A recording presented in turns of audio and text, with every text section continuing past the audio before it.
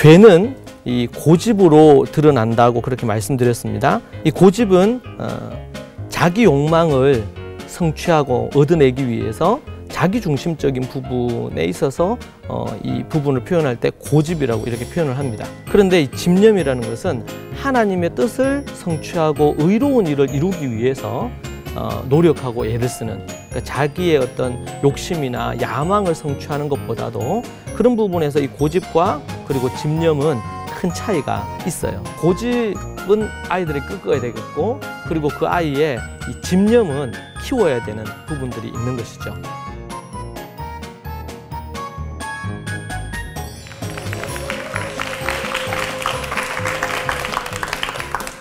안녕하세요. 부모세움의 권창규 박사입니다. 전 세계에 잃어버린 다음 세대를 회복시키는 사명 감당하고 있습니다. 만나서 반갑습니다.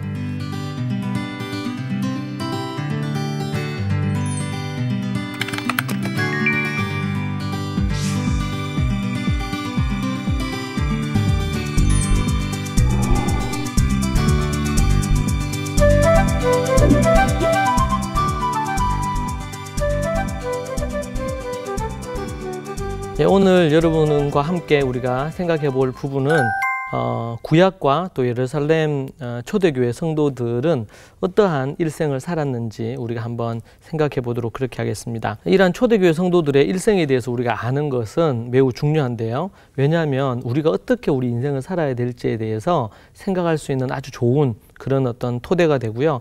그리고 전 세계가, 그리고 특별히 한국 같은 경우 95%의 믿는 집의 자녀들의 95%의 다음 세대가 떠나고 있는데, 지금 이스라엘은 0.1%도 떠나지 않거든요. 그 이유를 알 수 있는 그런 부분들이 돼요. 그래서 오늘 여러분과 함께 이 시간에는 그 부분에 대해서 여러분과 함께 나누도록 하겠습니다. 먼저 이 부분을 우리가 이해하려면 디모데후서 1장의 말씀에 나오는 부분을 우리가 볼 필요가 있는데요. 하나님의 뜻으로 말미암아 그리스도 예수님 안에 있는 생명의 약속대로 그리스도 예수님의 사도된 바울은 사랑하는 아들 디모데에게 편지하노니 하나님 아버지와 그리스도 예수 우리 주께로부터 은혜와 긍휼과 평강이 내게 있을지어다.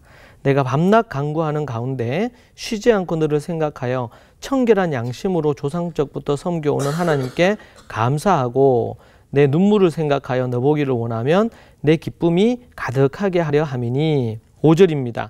이는 내 속에 있는 거짓 없는 믿음이 있음을 생각함이라. 이 믿음은 먼저 내 외조모 로이스와 내 어머니 유니게 속에 있더니 내 속에도 있는 줄을 확신하노라.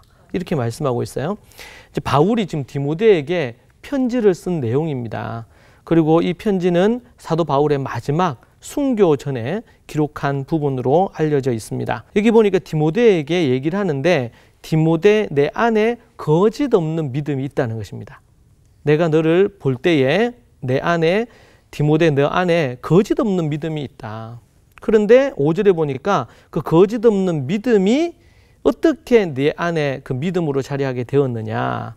뭐라고 얘기하냐면 내 외조모 로이스와 내 어머니 유니게 속에 있던 그 믿음이 내 속에 있는 줄을 내가 확신한다. 그렇게 말하고 있거든요. 이 디모데는 이제 그 어머니 유니게, 그리고 외조모, 외할머니 로이스, 이렇게 해서 그분들이 유대인들입니다.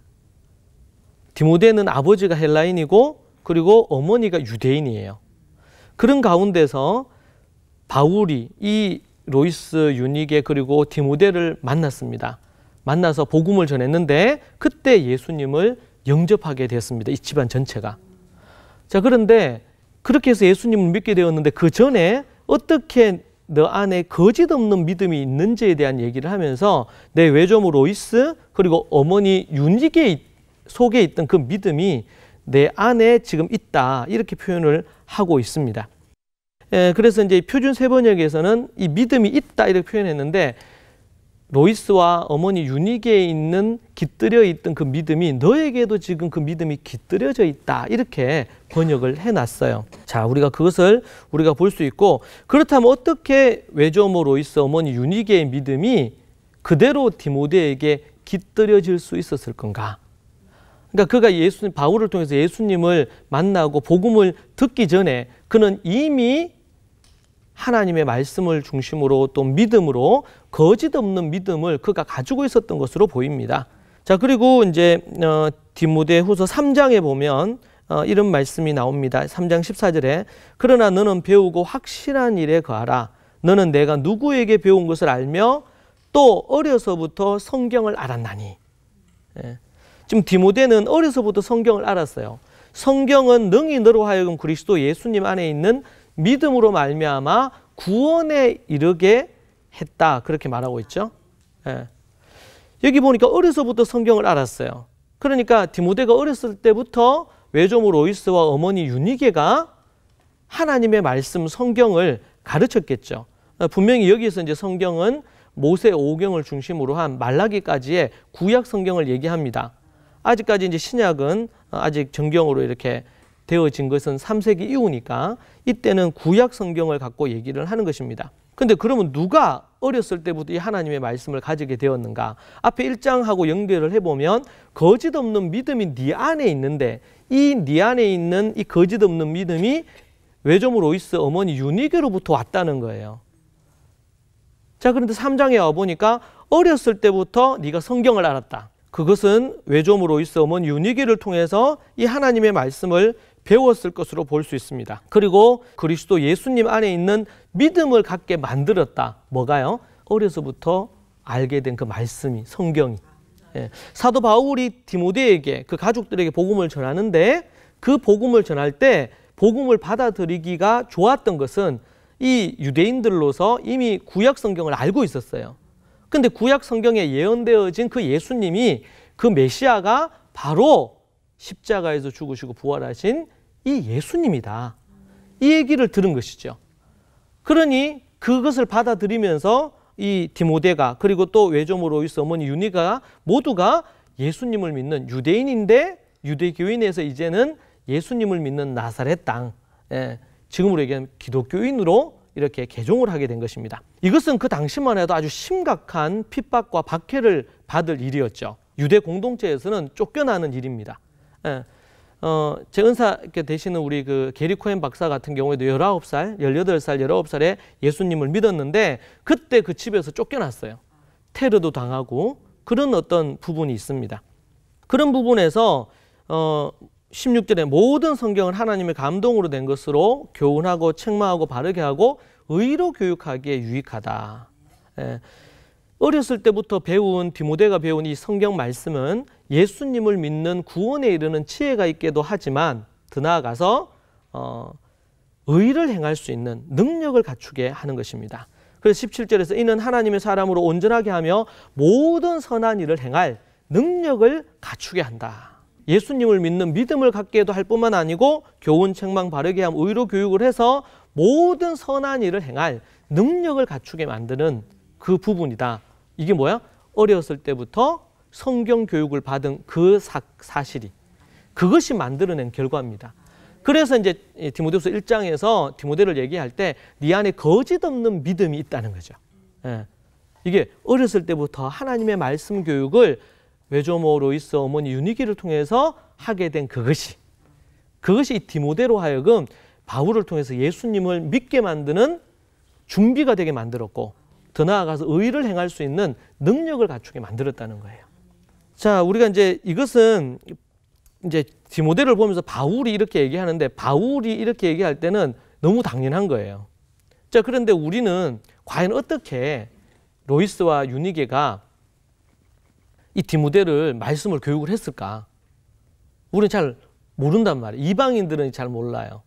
자, 그런데 이 유대인들 그리고 초대교회 성도들은 뱃속에 있을 때부터 이미 어떻게 자녀를 교육해야 될지에 대한 그들의 나름의 전통이 있습니다. 아브라함 이후로부터 내려오는 그런 아름다운 전통인데 뱃속에 이제 한 10개월 넘게 있고 그리고 태어나서 이제 만 1살이 되는 때까지 이제 총 하면 한 2년이 안 되겠죠. 이 기간 동안 하는 태교와 더불어 1살 때까지 하는 것이 강보 교육이라는 것을 합니다. 네. 그리고 두 번째는 이제 2살, 3살 때는 이제 알렙베트 교육이라 그래서 히브리어 알파벳 교육을 그때 합니다. 그리고 세 번째는 이제 하야 교육이라고 우리 앞에서도 한번 말씀드렸는데 그 아이의 존재 가득 이 하나님의 말씀이 채워져서 흘러넘치게 하는 교육. 이것이 바로 4살 때부터 13살 때까지 10년 동안 하는 것입니다. 그리고 14살 때부터 18살 때까지 하는 것이 다라쉬 교육이라고 하는데, 이것은 말씀을 연구하고 토론하는 부분의 교육이라고 할 수 있습니다. 그리고 이제 5번째가 이제 19살 때부터 22살 때까지 대학과 일반 학문을 중심으로 한 교육, 그 교육을 하는 부분이라고 볼 수 있고요. 6번째는 이제 결혼하고 이제 23살 이후로 해서 20대 한 중반 정도 되고 그럼 초중반에 대부분 결혼을 하는데, 그때 이제 결혼하면 어떻게 또 자녀를 낳잖아요. 그러니까 자연스럽게 다시 1번 강보 교육으로 다시 이게 돌아가요. 그때는 이제 부모가 돼서 이걸 하겠죠. 예. 자, 이렇게 해서 전체 그림을 여러분에게 말씀을 드렸고, 이것이 유대인이라면, 예, 초대교회 성도들이라면 당연히, 초대교회 성도들은 당연히 이렇게 한 것입니다. 자, 이렇게 해서 유대인들의, 초대교회 성도들의 일생이 이렇게 이루어졌습니다.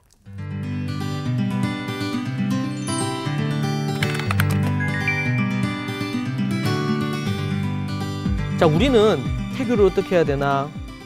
이게 기독교에서 정리가 잘 안 돼 있어요. 그렇죠? 그리고 애가 태어나면 1살 때까지는 뭘 해야 되나? 2살 때까지는 뭘 해야 되나? 또 그 아이가 이제 10년 동안 해서 13살이 될 때까지 또 뭘 해야 되나? 그 이후에는 또 뭘 해야 되지? 이런 것에 대해서 기독교 안에는 이런 문화가 잘 없습니다. 그냥 열심히 있는 어머니가 있으면 기도 좀 하고 또 성경 좀 읽어주고 이렇게 하는 것 정도. 예. 아니면 또 찬양 불러주고. 그런데 이제 나름대로 이게 정해져 있는 지침이라든지 그럴 때 어떻게 해야 되는지에 대해서 이게 모르는 거예요, 잘. 자, 우리 한 가지 좀 자세히 하나하나 살펴보면요. 첫 번째는 강보교육이라는 건데요. 누가복음 2장 7절에 보면 이 부분이 나옵니다. 첫 아들을 낳아 강보로 싸서 구유에 뉘었으니 이는 여관에 있을 곳이 없음이러라. 이렇게 얘기를 하고 있거든요. 이것은 지금 예수님이 태어나는데 마리아와 그 가족이 예수님의 이 탄생을 기점으로 해서 한 것을 여기서 얘기해 주는 거예요. 첫 아들을 낳았어요. 예수님이에요. 예수님을 낳고 강보로 쌌어요. 네, 강보로. 그리고 구유에 뉘었어요. 이 강보, 그래서 여기서 이제 강보 교육이라는 것이 나왔는데, 이 랍비 출신의 목사인 라투비아라는 분이 이 부분에 대해서 이제 정리를 했습니다. 자, 여기 이제 보면 금방 우리 읽었는데요. 말씀에 이스라엘에서는 또 초대교회에서는 이 여성이 월경을 하는 날 이제 결혼할 수 있는 그런 부분들이 이제 초경을 하고 나서 그 이후로 이제 결혼할 수 있는 자격을 갖게 되는데, 그때 이후로 월경이 끝나고 나서 부정한 기간이 끝나고 나면 배란, 임신할 수 있는 그런 어떤 부분이 이루어집니다. 그러면은 그날을 준비해서 이 부부가 이제 임신을 준비를 해서 임신을 하게 되죠. 그렇게 해서 하나님 앞에 기도하며 정결한 마음으로 이제 임신을 합니다. 그리고는 하나님 앞에 하나님 이 민족을 이끌 지도자, 하나님 앞에 정말 토부한 그런 자녀를 하나님 우리의 가정에 주세요. 이렇게 기도하면서 이 부부가 자녀를 얻기 위해서 그렇게 하나님 앞에서 기도하면서 그 밤을 지내게 됩니다. 그리고 나서 이제 임신을 하게 되죠. 그러고 나면 10개월 정도가 지난 이후에 이제 자녀가 태어납니다. 그때 이제 어떻게 하느냐? 이 어머니가 이 아이가 임신이 되고 나면 그때에 자수를 낳습니다. 10개월 동안 하나님의 말씀 그 가정의 말씀, 아니면은 그 이 아이가 어떤 아이가 되면 좋겠다. 조부모나 아니면 부모가 하나님의 말씀을 하나 정하고 그 말씀을 이제 어머니가 자수를 낳아요. 수를 낳아서 그렇게 해서 10개월 동안 한 3-4m 되는 이런 천을 이렇게 만듭니다. 그렇게 자수를 낳아서 이제 아이가 태어나자마자 그 아이가 깨끗이 씻기고 나서는 이 하나님의 이 말씀이 기록된 이 강보라 그러죠. 이것으로 아이를 싸요. 예. 그렇게 이제 합니다. 그러면 10개월 동안 기도하면서 어머니가 자수를 낳아서 성경 자수를 낳아서 이런 부분들에 대해서 그 아이가 태어나자마자 말씀이 기록된 이 천이죠. 천. 예전에는 그냥 긴 천, 2m 내지 3m 정도 되는 천에다가 기록을 했어요. 근데 이제 요즘은 좀 더 실용적으로 하기 위해서 보자기처럼 그 아이를 담아서 이렇게 쌀 수 있게 그렇게 좀 바뀌었다고 합니다. 그런 형태로 해서 이제 그러나 어떻게 됐든지 간에 거기에다가 이제 하나님의 말씀을 수를 놔요. 이것이 이제 강보 교육을 하는 거예요. 그리고 10달 동안 그 아이가 임신되고 나면 하나님의 말씀을 부지런히 이 아이에게 들려줍니다. 모세 오경을 어머니가 들려주는 것이죠. 자, 그렇게 해서 이 모세 오경을 이제 이 아이가 듣고 태어나요. 그래서 10개월 동안 한 3번 정도 어머니가 모세 오경을 쭉 이렇게 해서 들려주고, 그리고 나서 태어나고 나서 한 1년, 1살, 만 1살이 될 때까지 365일 동안 다시 하나님의 말씀을 어머니가 이 아이에게 들려줍니다. 어머니는 이미 모세 오경 정도를 다 하야를 다 외우고 있는 상황이기 때문에 자수를 낳거나 아니면은 또 기도하면서 이 아이에게, 뱃속에 있는 아이에게 이 10개월 동안 들려주고, 그리고 태어나고 나서 또 아이가 뭐 누워 있거나 뭐 이러겠죠. 주로 잠을 많이 자잖아요. 태어나고 나서 얼마 안 지나면. 그래서 그때 계속 하나님의 말씀을 어머니가 들려주는 거죠. 어머니가 이미 하야한 말씀을 그 아이에게 들려주는 것입니다. 그렇게 해서 이제 강보 교육을 태교와 더불어 이제 만 1살이 될 때까지 그렇게 합니다. 첫 번째 뭐라고요? 강보 교육. 우리가 보통 이제 아이가 태어나고 뭐 이제 유치원 다닐 나이가 되면 유치원도 보내고 초등학교도 보내고 중학교, 고등학교 보내듯이 이스라엘에서는, 초대교회에서는 아이를 임신하게 되면 그때로부터 강보 교육을 하는 것은 당연히, 그러니까 예수님의 어머니 마리아도 강보 교육 했을까요? 네, 그렇죠. 요한의 어머니 엘리사벳도 그렇게 하시고, 성경의 모든 어머니들은 이 강보 교육을 다 했어요. 네. 자, 두 번째는 뭐냐면 이제 2살, 3살입니다. 알렙베트 교육입니다. 이걸 알파벳 교육이라고 하는데, 이것은 이 알파벳이 22글자예요, 이스라엘. 그래서 알렙베트 이렇게 진행이 됩니다. 알파벳 이제 쿠키를 만들어서 이 아이에게 이제 2살, 이제 이제 2살, 이제 1살 지나고 2살째가 되면서부터 이 쿠키를, 알파벳 쿠키를 다 만들어 가지고 막 이렇게 섞어 놓고는, 그리고 나서는 이 알렙을 찾아오라고 아이한테 얘기합니다. 그러면 처음에 뭐 애가 뭘 알겠어요, 알렙을? 그러면 또 이상한 거 가져오겠죠. 그러면은 이제 또 다른 것도 알렙 찾아와 봐라 이렇게 하는데, 어떻게 우연찮게 그걸 발견해 왔어요. 그러면 엄청 칭찬해 주는 거예요. 어떻게 이걸 찾았냐? 이거 천재네. 네 아버지 어머니 닮아 천재구나. 이러면서 애한테 막 이렇게 격려하고 칭찬하고 막 해줘요. 그럼 얘가 이제 생각하겠죠. 알렙이란 말을 하는데 그때 이런 모양을 딱 가져오니까 어머니가 저를 칭찬을 해. 그러면 그 다음에 이제 알렙을 좀 더 쉽게 찾을 수 있겠죠. 그러면 이제 알렙 다음에 베트를 찾아보자. 이렇게 해서 하나하나 이렇게 합니다. 그리고 그 아이에게 이제 그 알렙에다, 이게 알렙은 우리 하나님을 뜻하는 어떤 표현을 할 때 그때 쓰이는 이 알파벳 중에 하나거든요. 그래서 이게 다, 이 알파벳 하나하나가 다 하나님과 다 이런 연관이 있어요. 그렇게 해서 이제 그거를 거기에다 알렙에다가 꿀을 발라서 아이에게 주기도 합니다. 근데 이 22글자를 왜 알파벳 교육을, 알렙베트 교육을 2살, 3살 때 하느냐.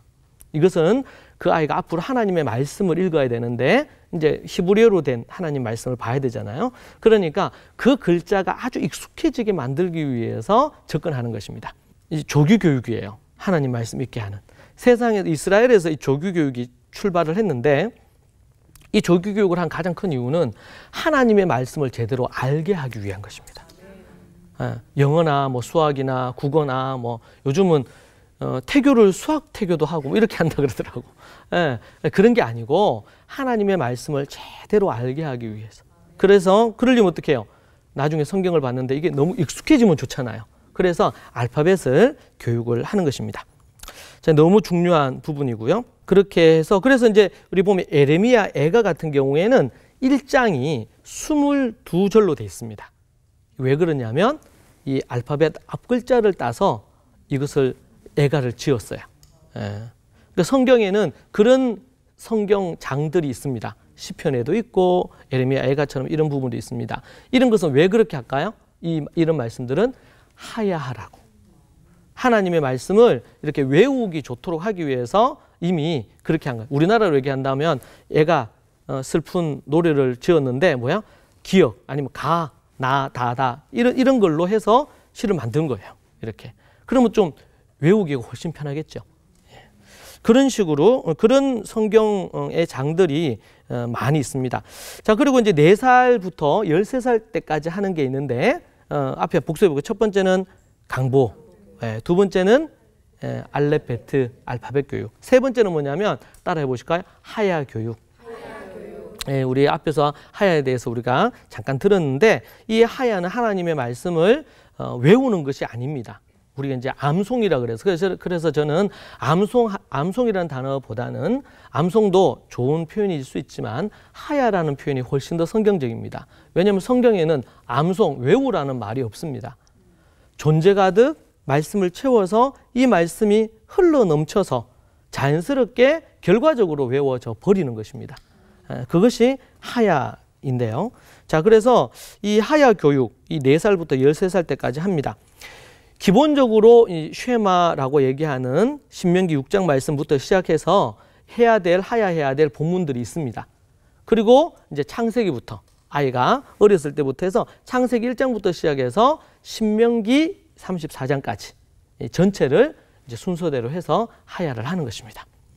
그래서 하나님의 말씀이 그들 안에 자리할 수 있도록 만드는 것이죠. 제가 이제 교육할 때 잠언을 첫 책으로 해서 아이들 하야하도록 만듭니다. 이 잠언 이 전체가 한 1000절이 안 됩니다. 1000절이 안 되는데 그런 부분으로 해서 하나님의 말씀을 그 자녀들에게 하야되도록 만드는 것이죠.